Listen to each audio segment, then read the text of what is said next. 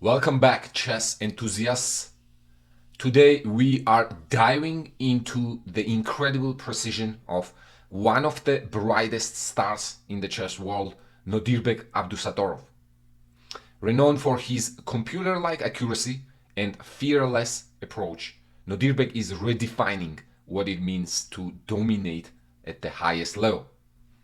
Let's see what the greatest player of all time, Magnus Carlsen, had to say about Nodirbek. But as soon as he gets the chance, like, he is ruthless. He calculates perfectly. He feels the momentum, and mentally he's right there. So it's been very, very impressive. All right. It is clear that a revolution is underway in the chess world. Magnus Carlsen stepping back from classical events and Gukesh winning the world championship at 18. The question on everyone's mind is who from the young generation will challenge Magnus Carlsen's legacy and perhaps even break his legendary rating record, which sits at 2889 in live ratings. When Alireza Firouzja crossed 2800 a few years ago, many thought he was next in line. And Magnus has voiced this himself. But inconsistency, especially in opening preparation, and this is my opinion, has slowed his momentum. I'm still a big fan of Alireza and hope he continues to improve.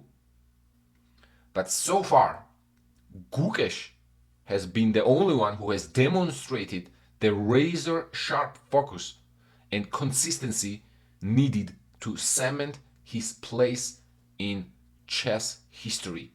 So, who is next? Who is the next most promising player from the young talents? Could it be Arjun Erigaisi or is it Nodirbek Abdusattorov? In my opinion, Nodirbek is slightly ahead. I'm not saying this only due to Arjun having a disastrous event at the start of this 2025 year at the Tata Steel tournament, but also with an Olympic gold medal under his belt and a growing confidence to contest the very best.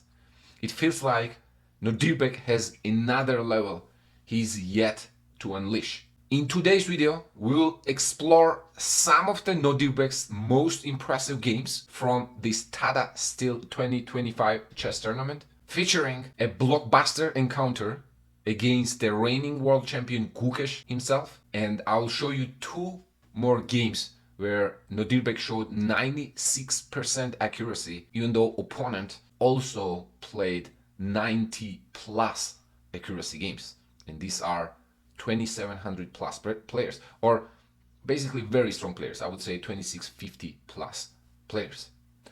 Before we jump into it, I want to show you another video of what Gukesh, the reigning world champion, had to say about Nodirbek. For the fans, the matchup between you and Abdusattorov is a big one. You're the world champion, you know, he's one of the young players at the top. Do you feel the same way about your encounters between you two? Yeah, surely.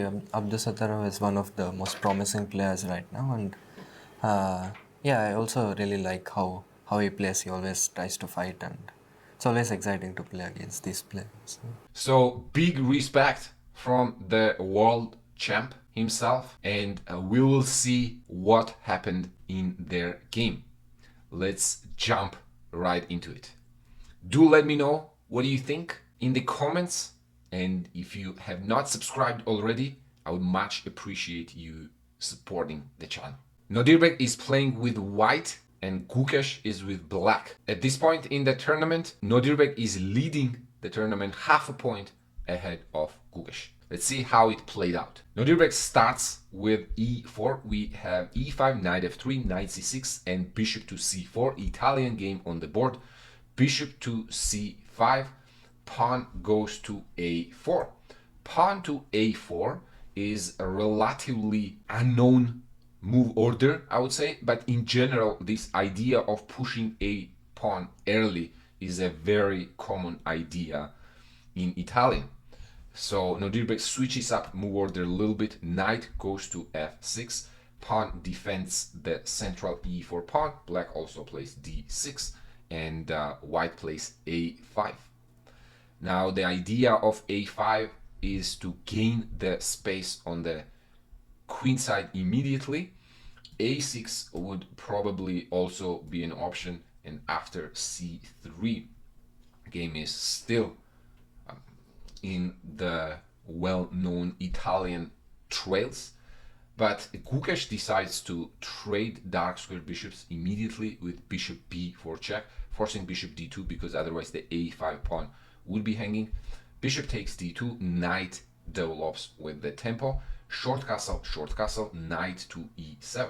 In general, this idea of knight e7 is a very common one in the Italian. Another common idea would be bishop e6 and trying to trade off the light square bishop. Knight e7 aims to transfer this knight to a more comfortable g6 square where it will not be attacked by any white pieces, and then black will want to potentially play c6 with the idea of d5, but that is only possible if white does not play d4.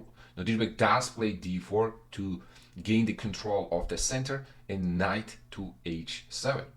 This knight h7, knight g5 is also a common idea to trade the knights. However, Magnus Carlsen, who was at the commentary room, or I guess the digital online, he was with the commentary team, he called this exciting failure strategically because he thought that this knight h7, knight g5 plan was inaccuracy. So knight goes to h7, rook to e3. A very interesting move in my opinion. I guess the idea of which is to simply improve the position of the rook. Knight goes to g5, knight captures g5, queen takes g5. Pawn to g3 because this knight is going to land on f4 if not g3. I was thinking maybe Nodirbek's idea was to play rook g3, but it's not so clear what is knight doing on what is rook doing, excuse me, on g3. So g3, bishop to g4, and we have h4 move on the board. Seems like a blunder here in blitz game. This would for sure be a very questionable move to play because looks like queen takes e3 wins material for black, right? Because if you take back, bishop will take the queen. If we take the bishop, then clearly black is already ahead in material and takes another knight, winning the rook. All right, but what is white's idea here? Surprisingly enough, white has queen to c2, trapping the queen. Queen cannot go anywhere. Very nice little trick here.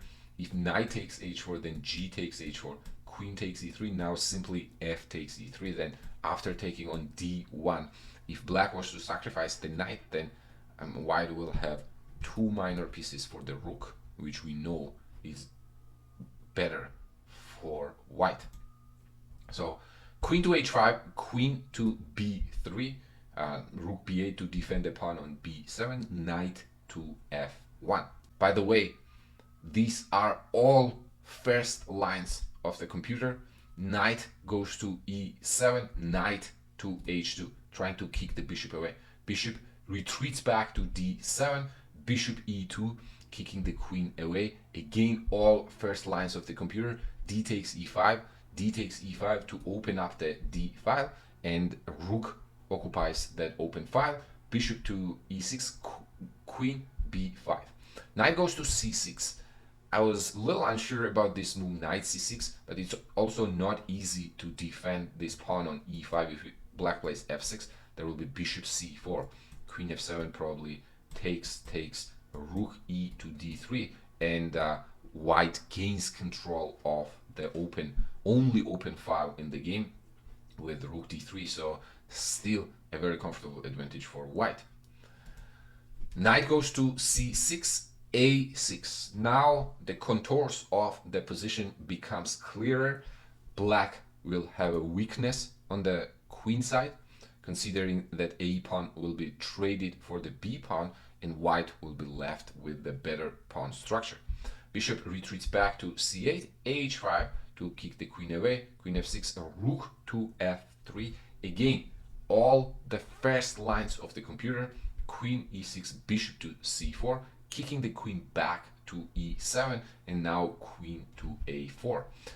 I thought maybe rook to d3 would make more sense here. I'm not sure why Nodirbek did not play rook d3, because taking on a6 is not a possibility. c6 knight is hanging. Maybe queen f6. He was not sure how to continue here. But all right, queen to a4. Knight retreats back to d8 and a takes b7.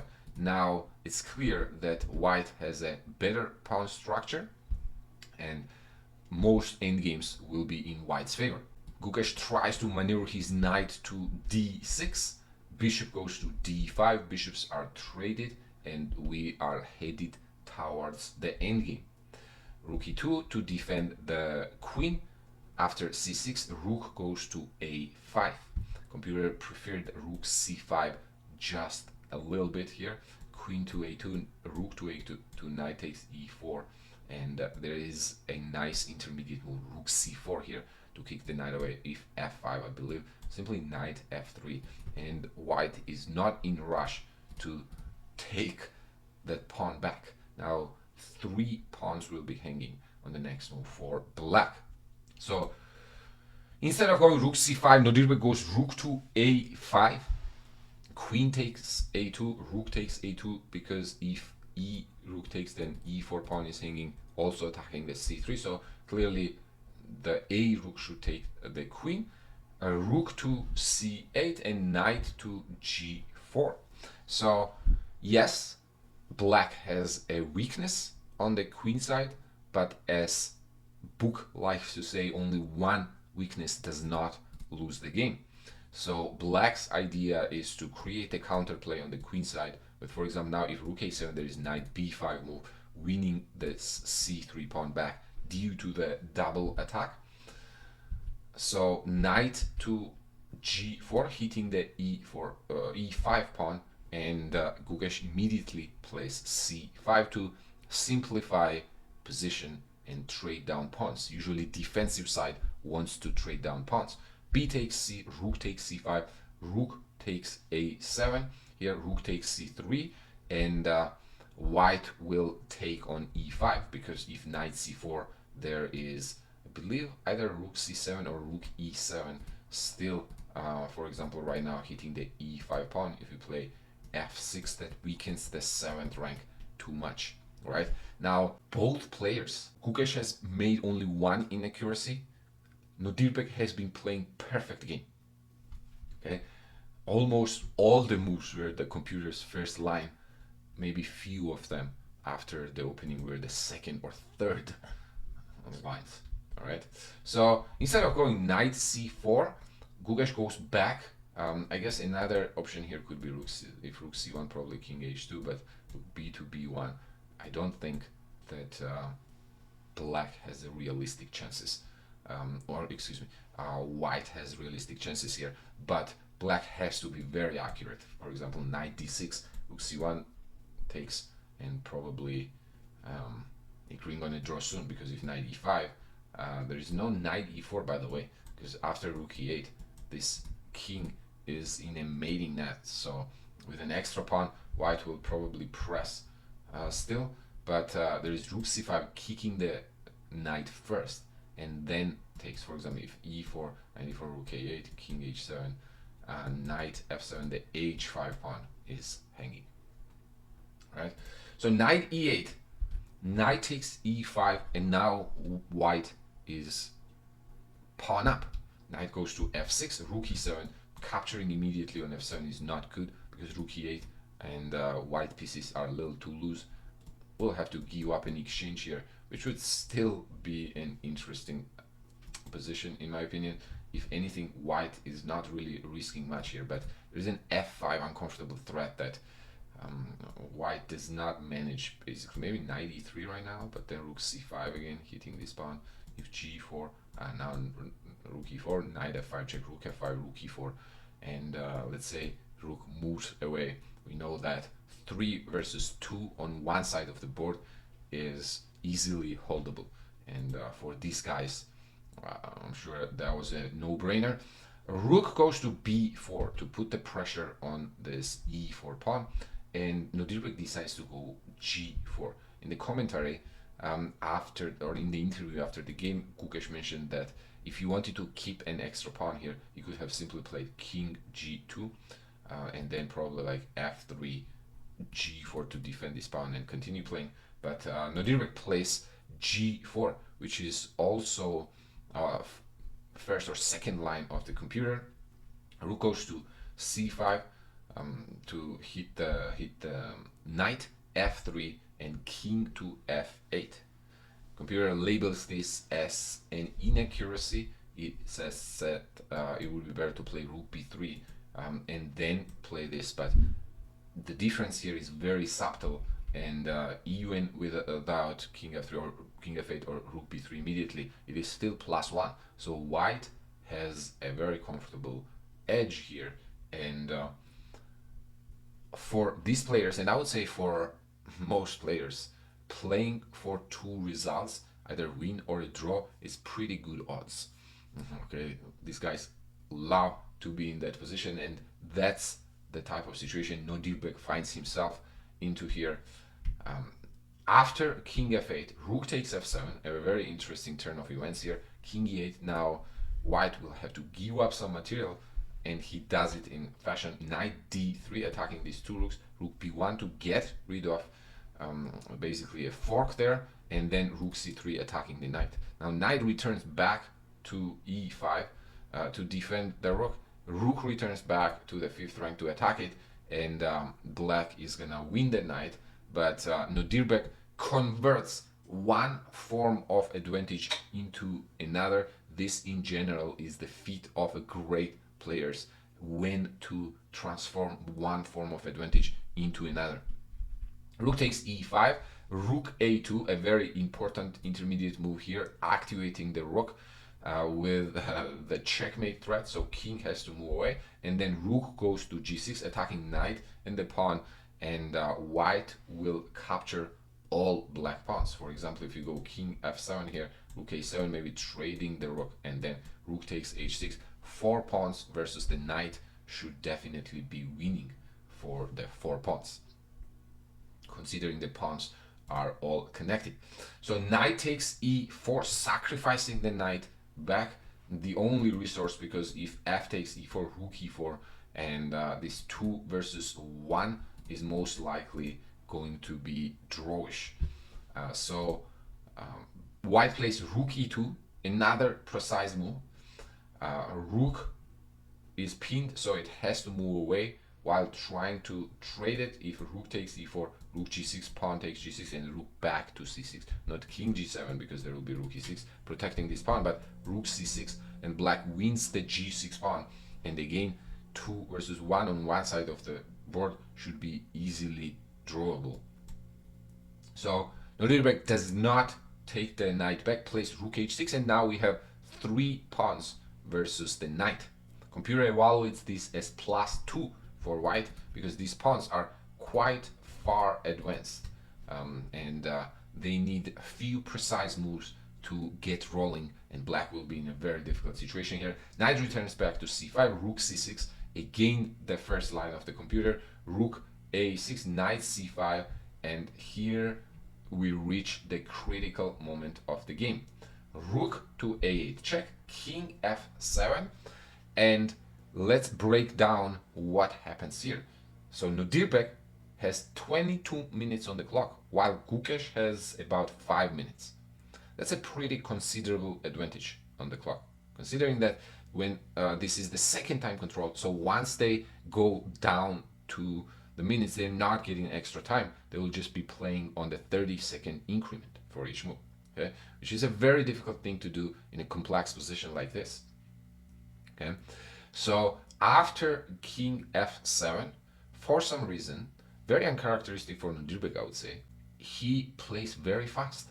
And I didn't quite understand this. Why would he play that fast? Maybe he was confident that there were a lot of ways to win this position already.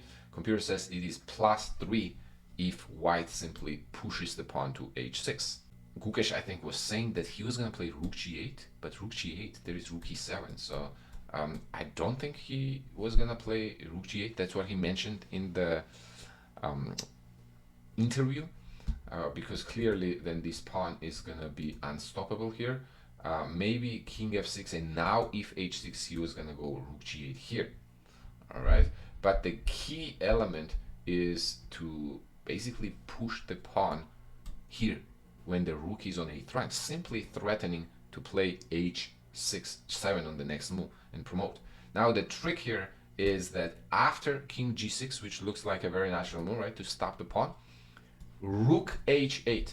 I believe this was probably the move that he didn't feel comfortable with, Nodirbek, because now if h7, then there will be king g7, and looks like black here, if they get one move, or maybe like rook d5, they will be able to hold. But the trick is, after a move like rook d5, white brings the other rook to the 7th rank. So this king now is going to be in serious trouble. Black does not have time to create counterplay of their own, because then rook g7, for example, rook f8 kicks the king too far, and this pawn is going to be unstoppable. So that was the winning idea, going, or I guess right here, h6, king g6, rook h8, with the idea of rook e7 here, and then going rook g8. If rook d7, apparently computer says rook g8, takes their g5, king goes up, and now another not so easy idea to find after king h5. Your king is gonna get in trouble because of rook e1, and there is a rook h1 checkmate threat. So black will have to give up some heavy material here not to get mated. All right, I would say if Nodirbek had spent few more minutes thinking about this position, I'm pretty sure he would have found it. He has played perfect game so far. The entire game was literally the first line of the computer.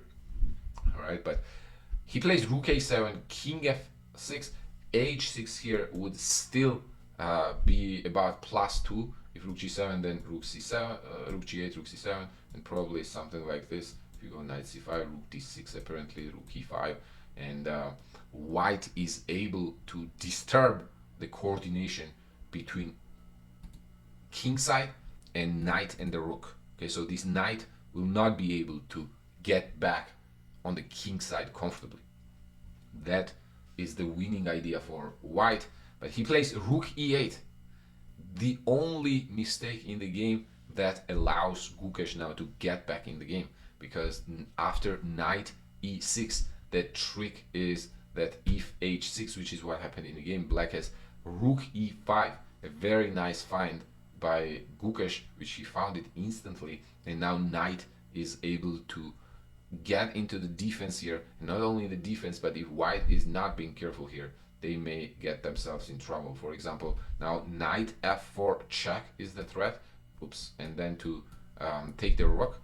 So after rook e5, Nodirbek plays rook a6 to pin the knight, but simply check on c2. And now if king g3, rook goes to e2, threatening to checkmate the white king. Now white will have to sacrifice the rook here. This is going to be, I think, a very tricky position to play. Rook there, and rook f8 check.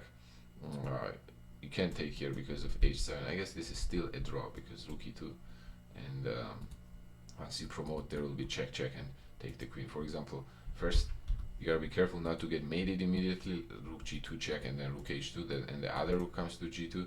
So first check, kicking the king away, and oh, it's still a checkmate. So White cannot promote here. It's rook g2, rook h2, and then the other rook on g2. So White has to be careful here. Nodirbek plays king f1, and they repeat the moves and agree on a draw. What a game! This is the modern chess. You play 95+% accuracy, you're gonna hold. If not, you won't. So 95.2 for Nodirbek, 95.1 for Gukesh. Close to perfect game, and I'm sure we will see encounter of these two for many years to come. Now I want to show you two more games from the same tournament, Tata Still Chess 2025, where opponents were not able to catch up with the incredible accuracy by Nodirbek, or like Gukesh played at 95%. Although they did still score 90+ accuracy, so I think it's still would be fun to see. First, let's start with the game against Jorden Foreest, who has won this tournament previously, actually a few years ago. Right? He starts the game with e4. Nodirbek plays c6, d4, d5, pawn to e5. We have Carlsen defense advance variation on the board. Bishop goes to f5, the main line, c4. There are a lot of ways here to play with White. Jorden chooses to go with c4. This is relatively newer way of combating Carlsen. Knight f3 and h4 are other main moves. So pawn to c4, e6, knight c3. White decides to challenge the center immediately. Bishop goes to b4, knight to e2, knight goes to e7. I believe if d takes c4 here, there will be a3. Let's say bishop a5, knight g3, and White would sacrifice this pawn, but at the cost of the bishop, so I'm not quite sure that it is worth it. Plus, White still has this very strong pawn center, and this bishop is going to be a powerful one. So Nodirbek does not take on c4, goes knight e7, a3, bishop retreats back to a5, b4, and bishop goes to c7. Very typical for Carlsen. Black is struggling with the space, but attractiveness of this position for black players is that it's very solid. Pawn structure is very solid, so it will take quite some effort to prove anything. Now, bishop g6, computer says, is a slight inaccuracy. It preferred to simply leave the bishop there and go short castle, but I can totally see why human would like to keep the light square bishop there, h4 and then h6 to not get the bishop trapped.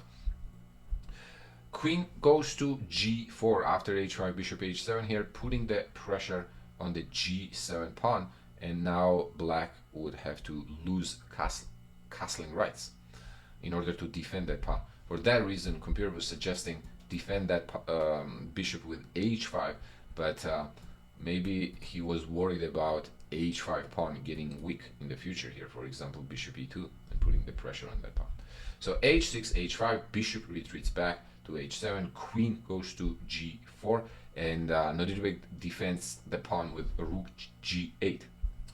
That means that there will be no short castle from black. Bishop e2 and d takes c4 to give black pieces a little bit of a breathing space.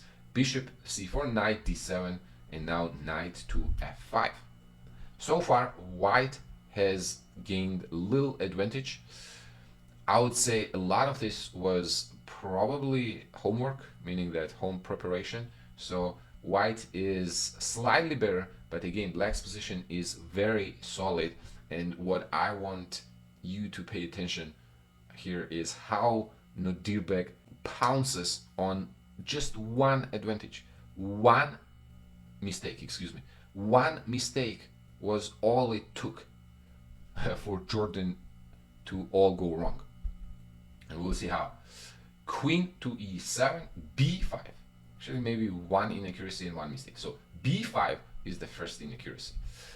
Yes, black is about to castle long, so it makes sense for white to challenge the queen side, but b5 allows black to play c5, which now will put white in the curious situation here.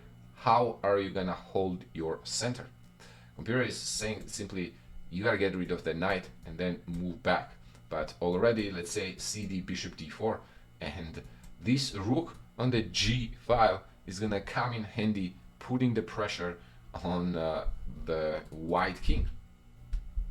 So Jorden simply, after trading on f5, retreats to f3, now hitting the b7 pawn, also a very natural move, and long castle, not fearing any ghosts, and basically putting the head into lion's den. Long castle, knight to d5, and this is the mistake that I was talking about. One mistake is all it's gonna take. E takes d5, bishop takes d5. So now what is the idea of knight d5? I can totally see why Jorden wanted to play knight d5 and why he did play knight d5. Now after cd5, bishop takes d5, white is attacking the b7 pawn with a check and the f5 bishop. So if black plays simply, let's say bishop e6, bishop b7 is a mate, king moves on the side, bishop a8 or a6 also works, but a8 is more aesthetically pleasing, and then queen b7 is unstoppable. Well, you can stop it for one move, but that's about it. So what does black do? A very calm and composed king b8. What a move. Computer gives it a brilliancy. The reason it gets the brilliant move mark is because now if you take bishop b7, let's say, then cd4, and now this is not quite the same, because if you go bishop a8, there is simply knight c5 to stop the checkmate on b7. If you play something like rook to c8, for example, here, and queen e5, and see how quickly black creates the counterplay here, threatening checkmate, bishop e4, and trading this bishop and eliminating all the danger. So after king b8, white is pretty much forced to take back on f5, and knight takes e5. Little tactics here that work out in black's favor. Knight takes e5, d takes e5, rook d5, and just like that, black takes the driver's seat, hitting the e5 pawn, and also long term black will have a passed pawn, so a lot of these endgames will be in black's favor due to that passed pawn. Pawn to f4, now rook d8 to gain the control of the d file, queen e4, another inaccuracy apparently, but literally I'm not sure why that is an inaccuracy. Bishop f2, which is the first line of the computer, is 0.85 according to the computer, and queen e4 is 0.92. So those are basically the same. f6, now pinning the e pawn, a4 takes the pawn, a5, white is still hoping for the attacking chances here, and for a lot of players this would be quite scary, because yes, we do have a pawn, we do have more activity here, but our king is about to get exposed. But not for Nodirbek. Queen e8, b6 opens up the king, but no worries. Bishop b6, pawn takes. Now bishop returns back to this diagonal because it's not doing much on here, and from the c7 black simply wants to take queen e5 and put the pressure on the white king. So bishop f4 to defend it, rook d4, queen moves away, and a rook takes f4. Another second brilliancy of the game for Nodirbek. Rook f4, queen takes e5, and there was the crazy line shown by Nodirbek from this position. I actually want to look it up to show it to you. Had to calculate these long variations, but I was a little bit lucky. Like here, for example, he has this rook instead of queen a2. He has this rook fa4. After which I had to play like queen h2, king f1. I calculated this long forced line: rook e8, king d3, c4, take, queen h4, g4. Crazy b5. stuff. Yeah, king b5, and it continues till king c6, and I have queen f6 here, after which I win. What goes on in your mind when you calculate such a line and you see it all works out and it's such a beautiful line? Yeah, I had a feeling it should work out because, Yeah. you know, I have... Does it give you some satisfaction, some positive energy during Yes, the game? I mean, it's partly because I always like to calculate, so I try to find this kind of, lines. So yeah, it was very pleasant during the game. Did you guys see that? That was mind-blowing. And seeing it at the board in the actual game, that must have been... I don't think there is much I can add to that. So let's just continue with the game. Queen goes to a2, queen e3 check, rook returns back to f2 now. So queen a2, there is a checkmate threat on the a file. Queen e3, black wants to take the rook with the bishop to give king an escape square. Rook f2, bishop g3.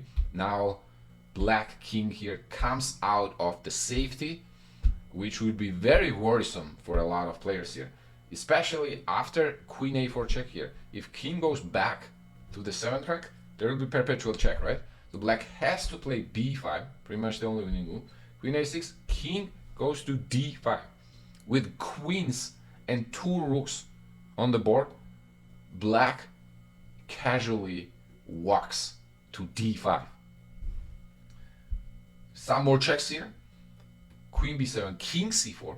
Another check, queen f7, blocking that check with rook d5. And there are no more checks. White runs out of checks and black will take on f2. Okay, so a2 takes on f2 now. Black is simply 2 pawns up. Now, if there were no pawns on the king side here, when you look at the board, you would probably be wondering which side is going which way. So queen to d4, and the final touch here was simply hiding the king to safety. If you go rook b1 check, there is just rook b2 and not even dropping a single pawn. So Jorden decided to resign here. Let me show you the accuracy of this game. This was 90% accuracy from Jorden and 96% for Nodirbek. This is some mind-blowing stuff. I'll show you one more game where one mistake was again enough to win the game from Nodirbek against Max Warmerdam, a very strong Dutch player who was 2680, 2679, I believe, and is on the uptrend to cross 2700 sometime soon. A very exciting player to watch. He has a lot of opening ideas, unique opening ideas, I would say. And if you have not checked out the video that I made previously from the Tata Steel tournament, you should definitely do so. I go over 2 games played by Max Warmerdam in this tournament. So Max versus Nodirbek. Nodirbek is playing with black. We have Spanish on the board. a6, bishop returns back, knight to f6, d3 Spanish, right? Bishop goes to c5. There's also the line where black plays simply d6, but bishop c5 is a more active response against the d3 Rui Lopez. c3, d6, because now the pawn on e5 was hanging, short castle, h3, bishop back to a7 to tuck comfortably there, rook e1, and knight to e7. A very common idea in Spanish and Italian positions, as we saw from the Nodirbek Gukesh game. Black wants to transfer knight to g6 and then strike in the center. Also, knight is comfortable to jump onto f4 if needed later on. Knight g6, bishop to c2, bishop d7, rook e8. Standard developing moves here, bringing all the pieces into the game, and then a5. Black is starting the queenside expansion here, or trying to at least. White stops that immediately with a4, bishop c6, queen to b1, because black was threatening to take on d4 and win the e4 pawn. We move on queen e7, renewing the threat on that, so white trades the pawns in the center, and now after the bishop trade we have the symmetrical position on the board. Knight back to f8, because I believe this knight is now headed towards the c5 square. Knight goes to d7, queen c2, g6. Idea of g6 is a little unclear to me. Maybe he wants to secure this f5 square. Plus, this is equality. Equality does not mean a draw, though. There is still a lot of play left here, and as we will see, Nodirbek is not looking to draw this game, even though he is playing with black against a strong player. Rook returns back to the original square here, and knight goes to h5. So already black is starting to feel a little comfortable here.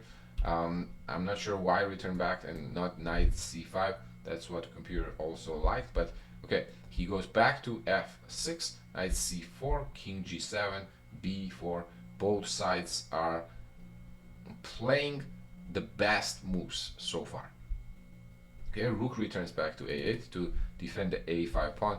Black did not want to change the pawn structure this way. This would definitely favor white, considering there will be a5 and possibility to create a pass pawn or activate the knight. So rook a1, rook a8, rook a1, h6, rook e3.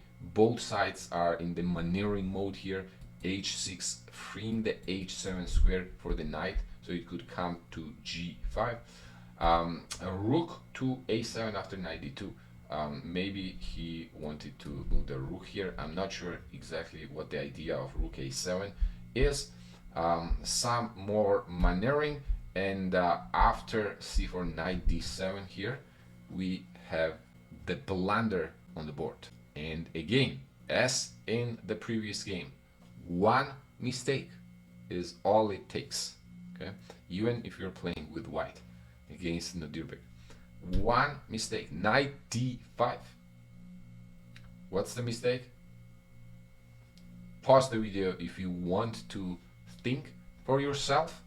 It is a pretty nice tactic which wins the pawn but also weakens the white's king. That's correct. It is knight takes h3. The idea is g takes h3. There is a queen g5 check, and the d2 knight is hanging. A pretty big blunder, I would say, around this level. Now Max decides to simply leave that pawn as it is, because weakening the king here would be even worse. So from here on, we'll see how Nodirbek converts here with an extra pawn. An interesting king maneuver here by Max to move king to queenside. Maybe trying to hope for some kingside counterplay. So that's what happens. g3, f4. After takes, there goes the second pawn. Rook takes d5. Knight f3. I think after Max blundered, he was in all-in mode here. for the counterplay. Rook h5 simply takes rook e3, knight to d7. One could say this is probably the only inaccuracy. King simply sidestepping would make more sense, and computer likes knight g5 here. Why is knight d7 mistake? Let's see. After fe, there is rook d1 now threatening to take on d7, because then white will have two attackers on this e5 piece. Knight f6, rook a little bit of shuffling, and then black moves the king away. Apparently computer is suggesting that king b1 here keeps the game on very unclear trails. Okay, it would not be easy to break this pin at all. Apparently queen f8, queen c3, rook e7, queen c7, rook g7, and black is just a little better, but not much. Queen c3, and after this, I think Max never got the chance, but we could already see that Nodirbek has a very considerable advantage on the clock, 28 minutes versus white's 2.5 minutes. All right, and this is past the time control. They had crossed the 40th move. I'm not sure where Max spent all the time, but I guess position is quite complex. Was quite complex. So after this rook to g1 here, tactics work out in black's favor, because knight d5, when you take on g6, calm and composed king h8, and black wins the material. You gotta move the queen away, and white is gonna lose the rook. If you take the black rook, queen a3 check. If king goes to b1, I believe queen b3 forces the queen trade and then takes, and now black has 2 extra pawns in the endgame. If king d2, which is what happened in the game, simply knight to f5, kicking the queen away, and now it is white's king that is going to get in trouble. Let's see what was the accuracy here. 90% even for Max with white, and 96% one for Nodirbek. All right, so again, if you are able to catch up with that kind of accuracy, you're gonna be able to hold. If not, Nodirbek is coming for you. That is a modern chess. I would say top level modern chess. I hope you enjoyed these videos. I've been very impressed by Nodirbek's play in this tournament specifically. Well, over last years, I would say, from the time he beat Magnus, and from the time he won the Olympic gold medal for his country, Uzbekistan, and a very exciting player to watch overall. I'm sure we're gonna be seeing him for a long time to come. I would not be surprised if he is the next challenger for the World Championship title. Okay, do let me know what you think about the games. If you enjoyed them, let me know in the comments, and I'll see you in the next one. And tell me your predictions. Who is going to win the Tata Steel 2025 tournament? Do you think that Gukesh is gonna be able to pass Nodirbek, or maybe Nodirbek maintains the lead? As we speak right now, actually, they are tied for the first place after, I believe, 8 rounds. All right, see you in the next one.